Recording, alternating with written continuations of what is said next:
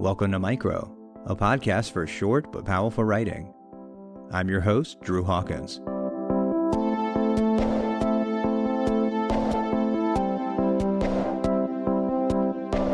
Caravaggio, Walt Whitman, and stories as objects. With pieces that pay tribute to and reference other forms of art, even questioning their own form, this episode is a nod to art that's come before, and art that has yet to come. It's not an episode, it's a love letter. It's art criticism. It's a piece of fruit. Up first is a piece that demands attention from all of your senses. It's called Once Tasted. It was written by Caroljean Gavin and published by Milk Candy Review on April 22nd, 2021. Enjoy.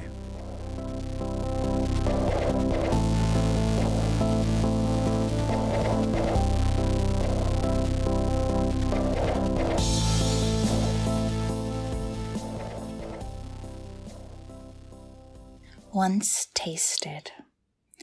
This is not a story. It is a piece of fruit. Pluck the paragraph, hold its weight in your palm.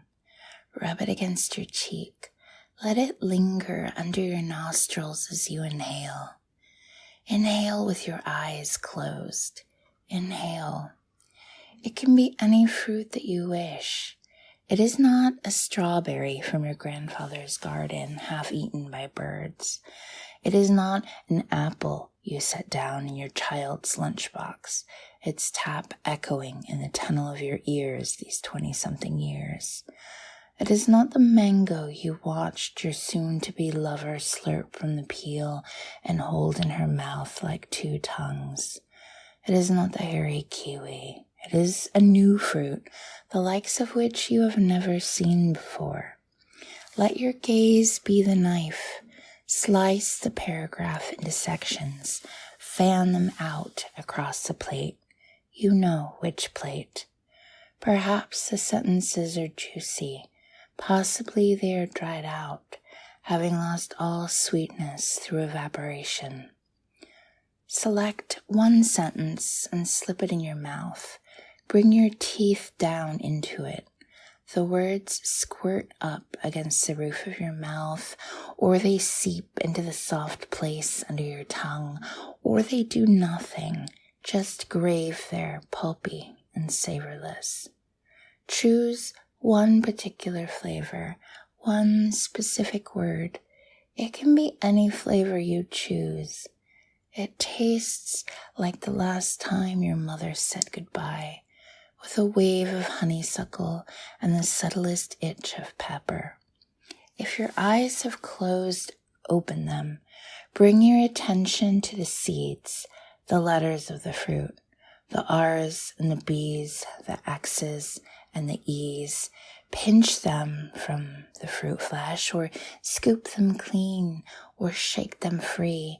This is your fruit, after all. Because this is your fruit, after all. Do whatever you wish with the letters.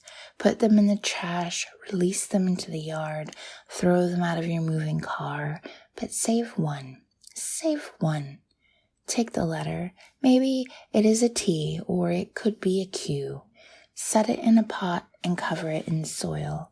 Put it on your windowsill, or put it on the nightstand. Put it wherever light shines for you. Water it however you wish. It might sprout. It might grow. It might lie dormant for 7 years and then one day a shoot of green. It might already be dead for you. Any outcome is okay.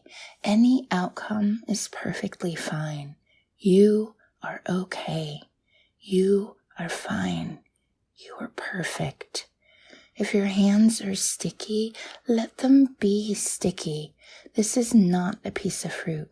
This is a story.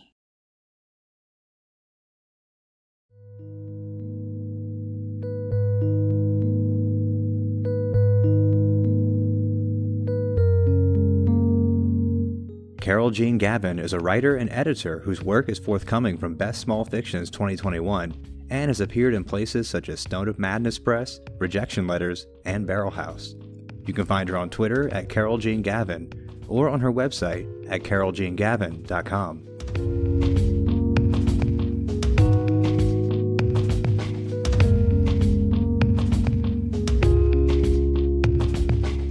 Next up is a poem that pairs Caravaggio with an icy horror movie, itself both art and criticism. It's called Adam Green's Frozen. It was written by Phillip Reed. Enjoy.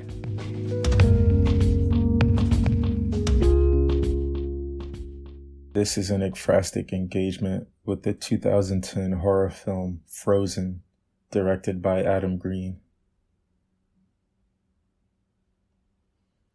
The fuck is up with Shawn Ashmore and Ice is also the fuck up with Blue-Eyed People and Wolves.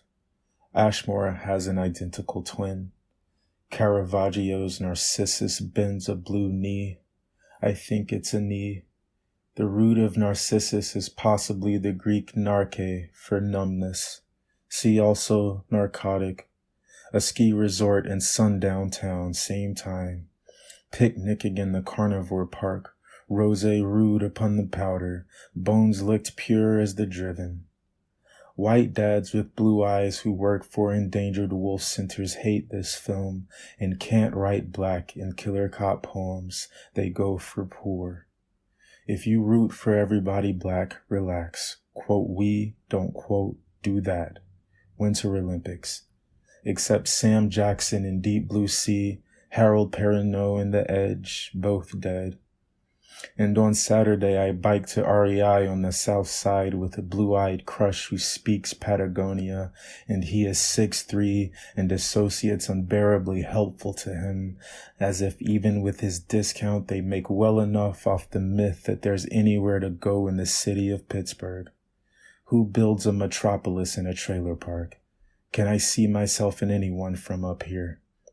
Pissing to keep my legs alive in the air, falling in love the way tenebrism drags me kicking and screaming through winter. My eyes have adjusted to the illusion of set lighting. The drop is sheer and will crease my knees like earmarks. I'm right here. I never left to get help. I like his hand at my back in a $200 jacket. Don't fucking watch when it happens. I don't look long at the cheek of the youth, but am mesmerized by the blue he will lose to the pool. His flash of taboo, attainable only this eternal once, tyrannically swelling enigmatic over time. The carnage is warranted in Caravaggio. Brush stroke of sun sloped through the fibrous cirrus over and ergo inside silver hip of Monongahela we pedaled the hot metal bridge across, and with fingertips stinging in my gloves I wanted a hug. You do not distinguish between turning to face a self and turning against it. I want to be numb to the money in my name. Don't fucking come looking for me. I can't die where I don't even live.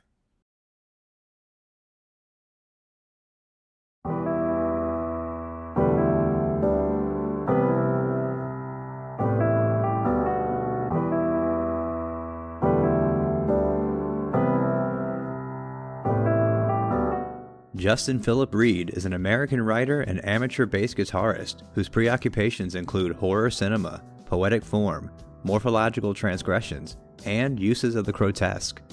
You can find him on his website at justinphillipreed.com.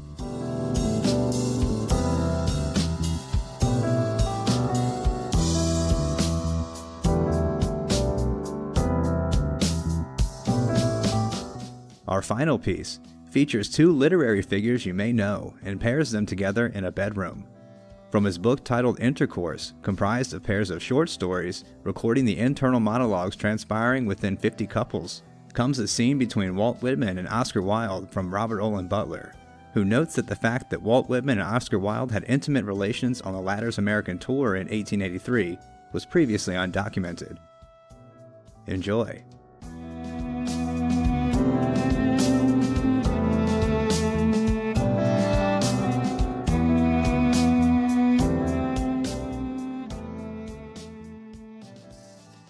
Walt Whitman, 64, poet.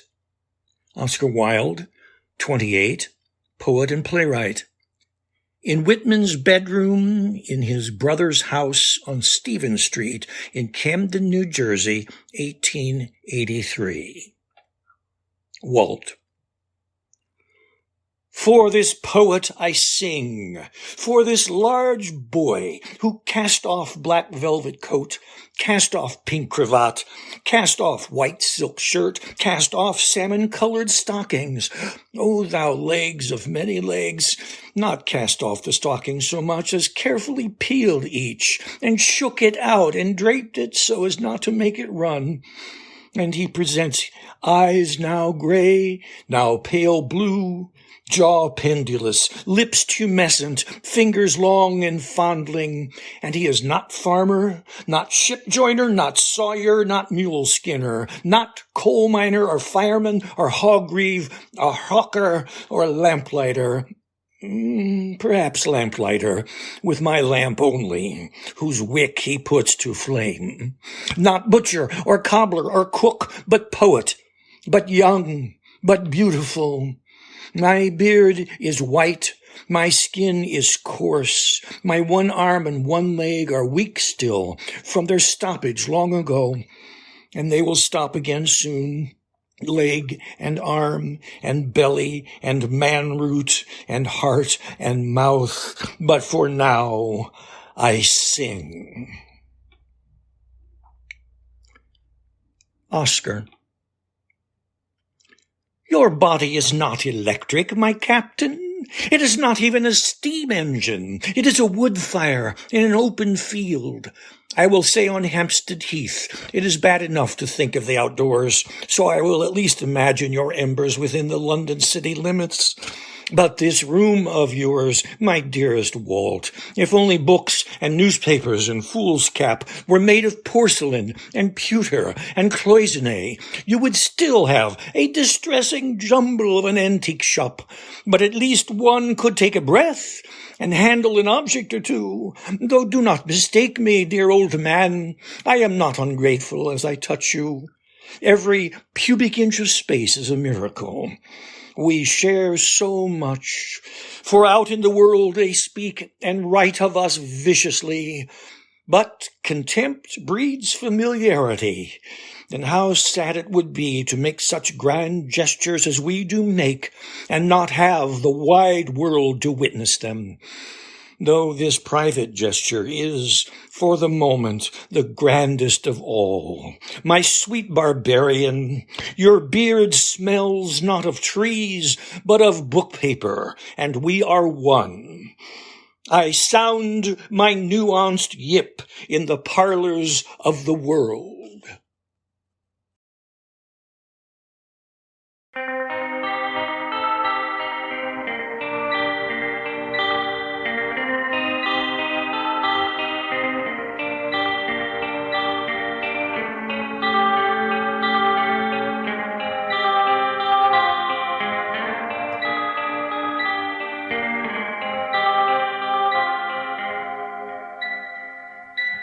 Robert Olen Butler has published 18 novels and 6 collections of short stories, one of which won the Pulitzer Prize.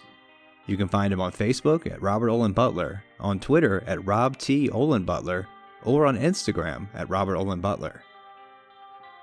Micro is edited and curated by Dylan Evers. Our social media is managed by fellow curator M.M. Kaufman, and the show is produced and hosted by me, Drew Hawkins. Our theme song is by Matt Ordez. You can find all of the information about this episode's writers, their featured work, and the publications where they were published, as well as a transcription of this episode in the show notes. Find more of our shows wherever you listen to podcasts, or check out our website at micropodcast.org, and follow us on Twitter, Instagram, and Facebook at Podcast Micro. Thanks for listening.